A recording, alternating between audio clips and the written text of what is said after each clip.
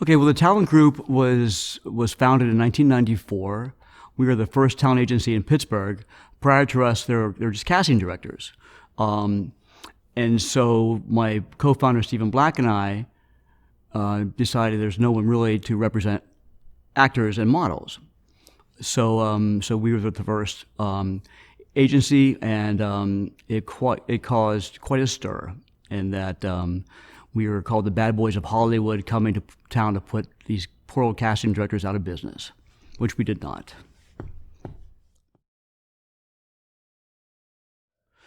The talent group represents a bunch of talent. We have actors, models, voice talent across the board. And we represent voice talent internationally, and we have offices in Pittsburgh and Cleveland. So we have talent throughout Ohio, Western Pennsylvania.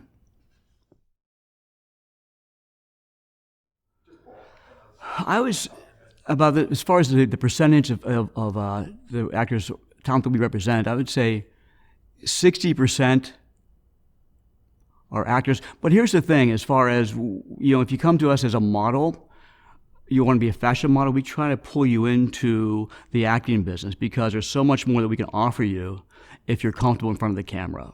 And modeling is acting as well. So we try to make everyone that we represent three-dimensional, so they're comfortable doing print work as well as doing commercials, whether it's speaking or non-speaking. As far as the percentage of our talent who do this full-time, very few. I would say probably 5% have the luxury of doing this full-time.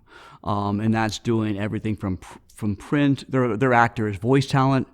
They excel in acting, and they book print-wise. But most people who work with us have jobs that are somewhat flexible, oftentimes in sales. So their schedules, they can kind of create their schedules should they get a booking, because all shoots are Monday through Friday, like from between 9 and 5 or 6. So if you're unable to accommodate that schedule, it's really not something that you should look into. The methods that we use as far as trying to bring in work for our talent, a couple of things. Well, we've been around for 25 years, so we have a really good reputation. In addition to that, I'm all about being proactive versus reactive. So I'm always on the phones trying to find new advertising agencies, production companies, or photographers that we have not dealt with before throughout Ohio and Pennsylvania, and even into Buffalo and Rochester, New York, as well as West Virginia. So you never know what new client you're going to find, because you could lose a client that you've had for years, you could lose one, and then suddenly pick up another one.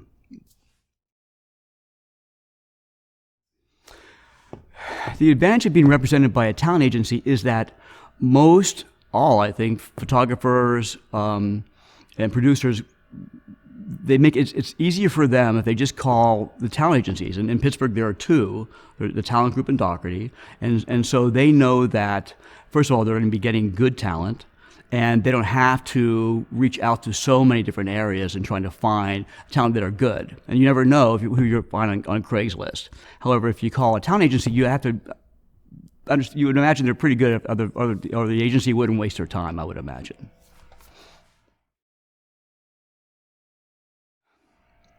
What makes me better than my competition?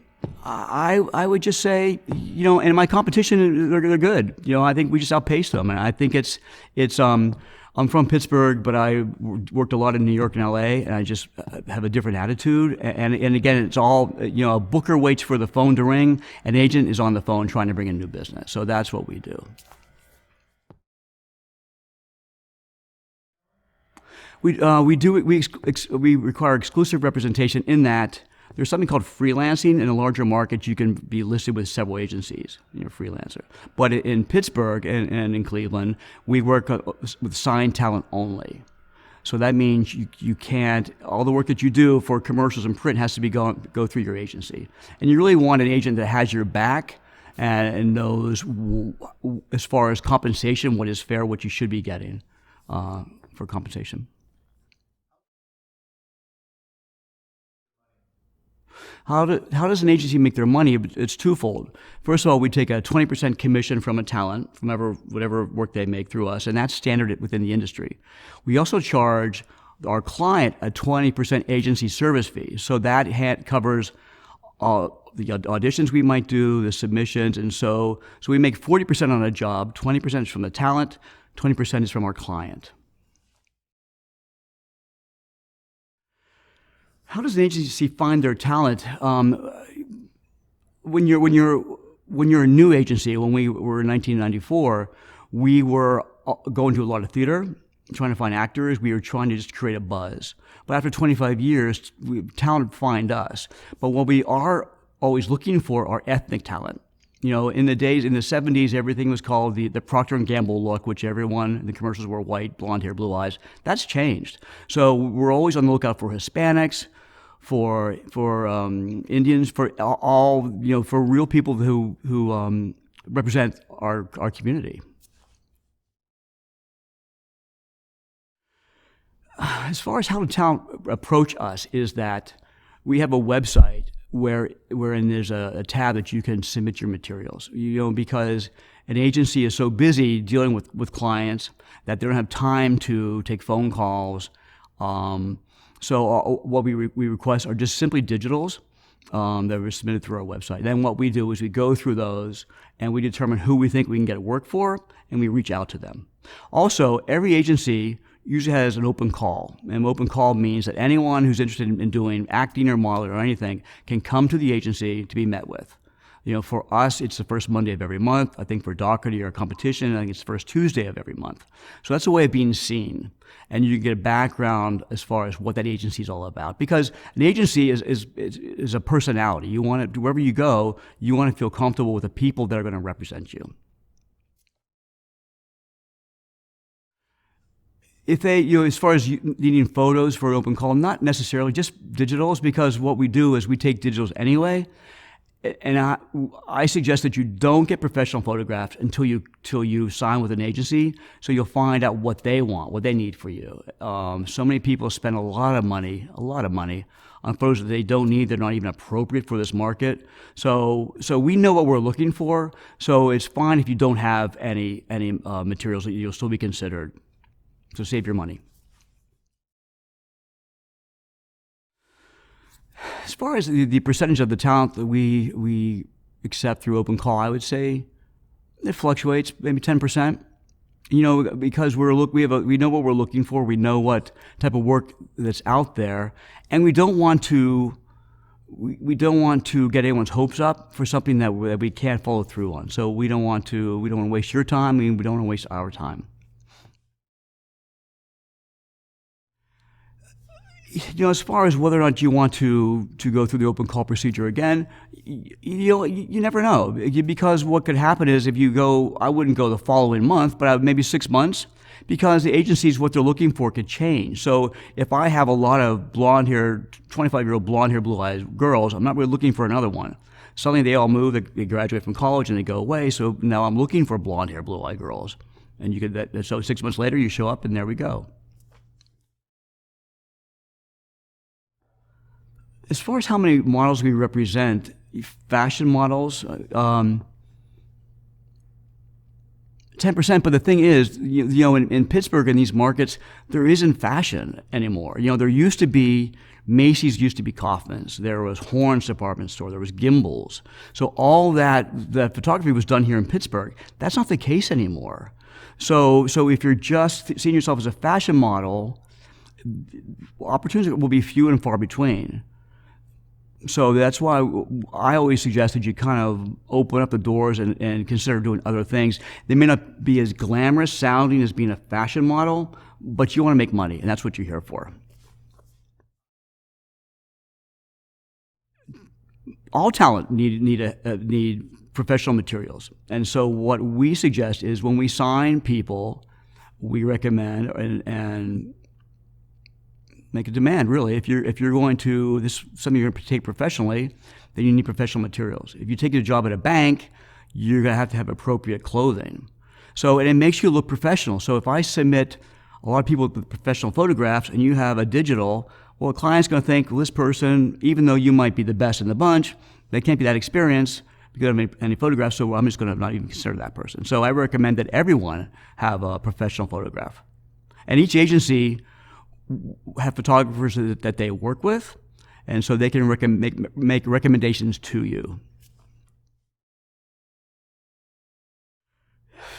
As far as what an average model makes in Pittsburgh, it varies. I have talent who make $45,000 a year. I have talent who make $600,000. And you could make. Actually, this just happened. I had a model who made $27,000 2 years ago. The clients stopped using her, so she made $7,000 last year. You just never know. The types of clients that are prominent in Pittsburgh, a lot of healthcare. So obviously, UPMC, Highmark, which are dueling companies. So we do a lot of work with that. Pharmaceutical companies. Then there's Rite Aid, which we do a lot of work with them, and Giant Eagle. A lot of companies you've probably never heard of.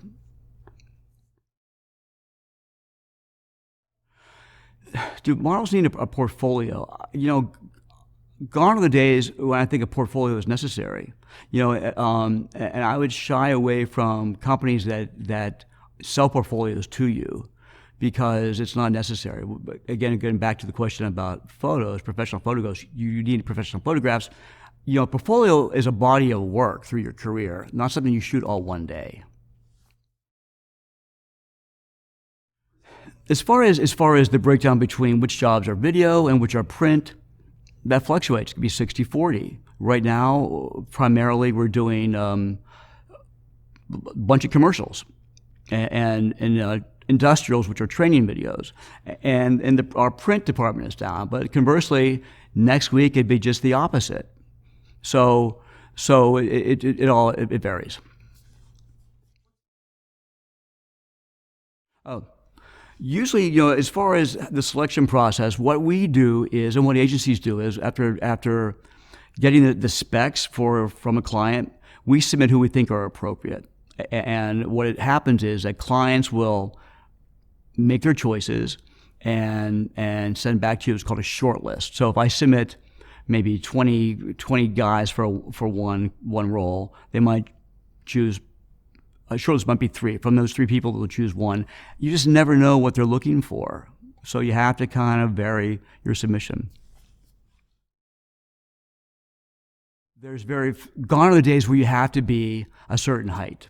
Because the fashion had to be, the guys had to be at least 6 feet because you look better in the clothes. Women look better, taller women like between 5'8" and 5'10" look better in clothing. But for commercial photography, which is everything, like things you see on banks, on television. So things that are like Cub Cadet, Highmark, there's not a height requirement. So don't let that get in the way. If you're 5'6" and you're a female, or you're 5'5", you'll still be considered for there'll still be opportunities for you. If you're shorter and being, say for example, a 5 foot tall person, the only hurdle, nothing's impossible. The only hurdle is if a client is looking for a husband and wife, and the husband that they really want is 6'2", and you're 5 foot. It's just not going to look well together. So that could be a hurdle for you. However, if you are the only one in the shot, it doesn't matter. As far as how many, we do represent children of all ages, and the percentage of jobs that are for children, that fluctuates as well. Right now, I would say we have 7 jobs that we're working on, we're all children. And you never know what ages they're looking for. I'm doing something for Vitamix, and they're looking for newborn babies. I'm working for another company where they wanted 5-year-olds. So we represent children, but there's not as much work for them as you might imagine. The types of models that make the most money in this market are attractive talent who are believable. What happens is, and what has happened for us, is that if we had a model who is really beautiful, really a fashion model, she's too beautiful and is not believable as a teller at PNC Bank, or or someone who works at Giant Eagle. So if you're a beautiful fashion model, we always say you have to dumb your looks down a little bit. So I would just say a nice, wholesome talent look. Nothing too, I would say nothing too exotic, but it all depends on the job, and so, but primarily just nice, wholesome looking talent of all colors.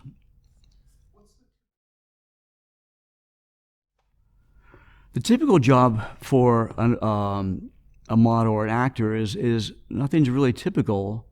I always say every job is just a phone call away. Most of the stuff that we do work on, however, are commercials. And I mentioned industrials, which are training videos, which are used to show employees within a company a new procedure or a new product or whatever.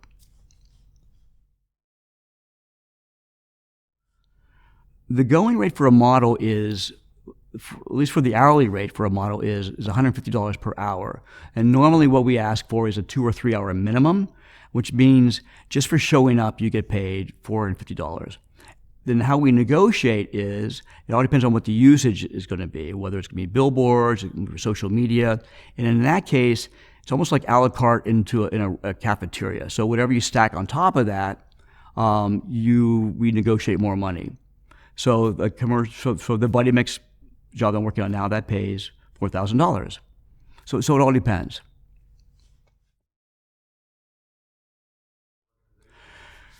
Does a model or an actor need to join a union for representation? No. As a matter of fact, in Pittsburgh, in Cleveland also, if you're in a union at SAG, opportunities for you are limited as opposed to being in New York, LA, or Chicago. So to start, we recommend that you don't join a union, because which if you do join a union, that means that you can't do any non-union work, and primarily 90% of the work in this town is non-union.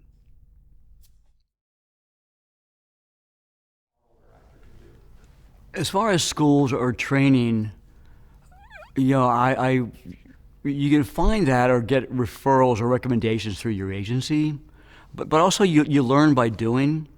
So if you're unfamiliar with being commercials, the more often that you come in to audition, the more comfortable you're going to be. Now there are people who offer auditioning for the camera for commercials. Those are very helpful, and normally casting directors, Nancy Mosser or Donna Beljack in Pittsburgh, they offer those classes. The agencies do as well.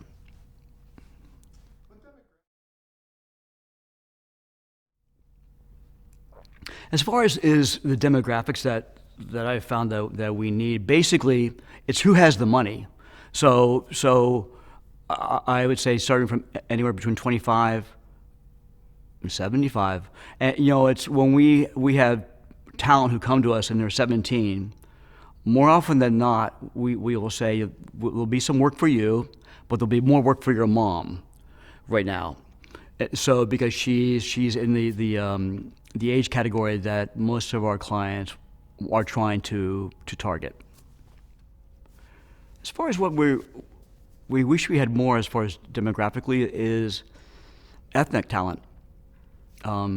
Asian, Hispanic, of all walks of life. We have a lot of Caucasian, African American, but as far as something that a little more, obscure, but just talent that aren't really a heavy population here in Pittsburgh.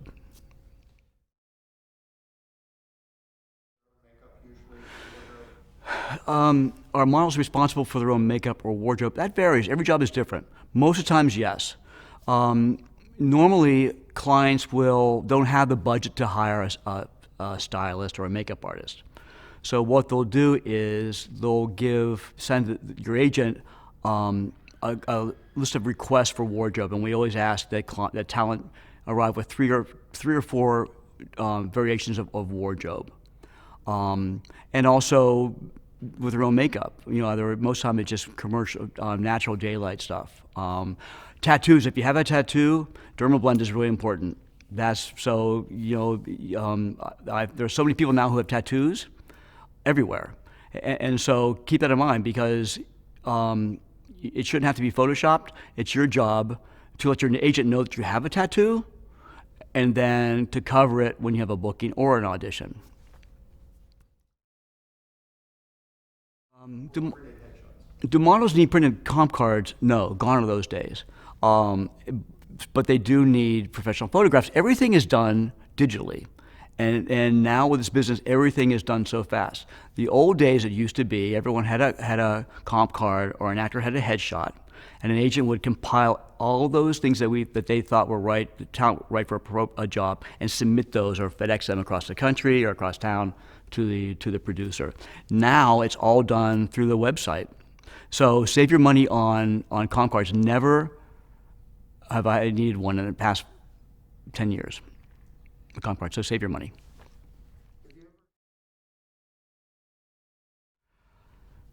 As far as having local talent, making it big, we have, however, you wouldn't know them. They're not name talent, but you'll see them on national magazines, Men's Health, commercials, a couple commercials. You wouldn't know them, their name, but yes. Is there travel involved with being in a market? There is. As I mentioned, our market is all of Ohio, Western Pennsylvania, New York, and parts of West Virginia. So if you don't have a car, you're at a disadvantage. But prior to a job, your agent should let you know where that shoots, and it just might not be possible for you to get to Rochester, New York. You have one car split between you and your husband or your parents, and that's okay. You might just tell your agent, I can just work for in the Pittsburgh market only or the Cleveland market only. That's fine. But yeah, there is you broaden your horizons if you're able to travel, and jobs are never farther than usually 3 hours. We ask for travel, and you're compensated for traveling. The number of voice talent that we represent, we are probably around 150. We have voice talent. The voice business is very difficult to get into. Everybody wants to get into it. We get so many phone calls from people who have a really nice voice, and I always say, okay, but what can you do with it? James Earl Jones has James Earl Jones, and that served him very well. But most voice talent, all voice talent who are successful, is they have great variations in their voice. Sometimes it doesn't even sound like the same person. So you want to be able to take direction. Most of our voice talent now have their own studios, so they never leave their home. And that's what clients oftentimes are looking for because they want to save money. Having a professional headshot is very important because it's representing you. And so as far as what type of headshot should you have, if you're new to a town, to a market, I would check out the local town agencies and see what photographs are on their website, and you'll see what is needed. Your headshot is representing you. And it's not representing the photographer. Sometimes photographers are artists, so oftentimes they want to be creative and with lighting and background and things which take away from selling you. So you want a good actor's headshot, and all photographers that agencies work with know what the agency wants and what they're looking for as far as a photo. Is there a difference between a model headshot and actor headshot? Yes. A model shot is more fashiony, more high end. As far as an actor's headshot is just more commercial look. And there are two things. If you're just an actor, there's a legit headshot, which is used for movies and theater. And usually, for a legit headshot, you don't smile for some reason. For a commercial headshot, you're smiling. And you should smile because if you don't smile, the client is wondering, why aren't they smiling? Their teeth must be bad. And if you're not good at smiling, mostly men, work on it, because you're going to be required to smile, and you're getting paid $50 an hour to smile. Something you should learn how to do.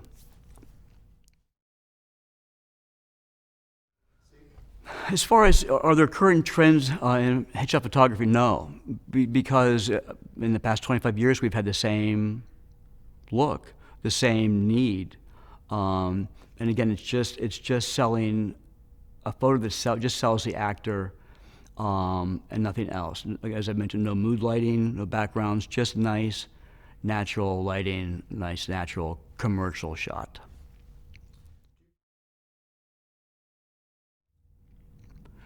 As far as should a headshot be studio or location, it depends. It could be both, or it could be a studio. A headshot these days in this market is also used like more of a comp card, because so now a headshot, we ask that you get 3 different looks, different clothing, and so that can be used. Those images can be used to be used on a web page to send to a client. It just shows more variations of you, as opposed to just a headshot, which is going to limit you as far as booking print jobs. As far as should a makeup artist be used when you get headshots? Yes, because you want a makeup artist who, well, that's her job, his or her job, as far as lighting. But also, a photographer, when he's taking your pictures, is looking at other things. So this way you have a makeup artist who's just looking at you. So she's looking at that component of you and making sure that everything is perfect. Because you're spending money, sometimes a lot of money, on a picture. You want everything, including the wardrobe, to be perfect. As far as recommendations for wardrobe for headshots, I would again talk to your agent. If not, if you don't have an agent, look at watch commercials. Watch what people your age are wearing. Obviously, because those talent have booked the jobs and they're being dressed by their client. So you want to be in that category as for look wise.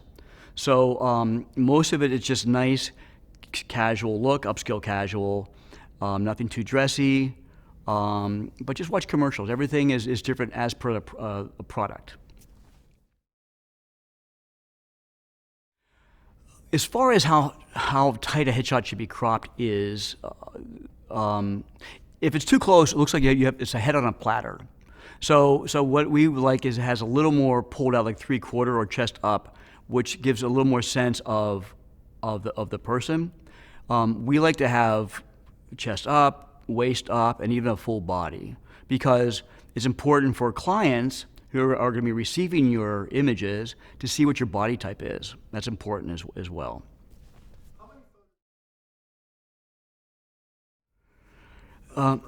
As far as how many photos we keep on file, well, I mean, I don't say. As far as it all varies, but we. Oh yeah. How many photos does an agency keep on file to submit for a talent? It varies, but an example that comes to mind is that if you're a fashion, we submit photos that are appropriate for each job. So if we have high-end fashion photographs for a client, and they're looking for like transitions eyewear, usually like models, so we submit the fashiony stuff. Or if it's GNC, we submit something that's a little more athletic. So we can kind of cut and paste whatever's appropriate for a job. And you would think, oftentimes, that art directors, because that's their title, or an art director, they're creative. They're not so creative sometimes. So you have to show them what they're looking for. The amount of photographs that I think would be necessary are 3. I think that 3 photographs, again, maybe the chest up, waist up, and then maybe more full body, or even knees up. But again, I would wait until you're signed with an agency to find out exactly what your agent wants, because in every market, your agent is going to there will be different requirements. As far as the selection process, it should be your agent. Yeah, I always say, that I want my talent to be part of the process. However, everyone is usually so critical of their other images, and so they're not looking. A talent doesn't always know what is needed as far as a look goes, and so what happens is normally the photos that the talent chooses to represent them is not even close to what we need. So your agent knows what his or her clients are looking for. So ultimately they're your photographs, but listen to your agent. When you're looking for representation, when you're looking for a talent agency, be selective. Do your homework. Unfortunately, there are agencies out there who just want your money, and they sell portfolios, and for a lot of money, shots that most of the time, 98% of the time, aren't even usable when you finally get a legitimate agency. So I would do your homework. Oftentimes, most of the time, the websites for the talent agency will have a history of where they've come from, as far as the partners or what have you, and ask around. You could even ask local photographers who they use. But do your homework, and when you meet with them, go with your gut. It's a person, someplace that you feel comfortable with. If you don't feel comfortable with it, that's your answer.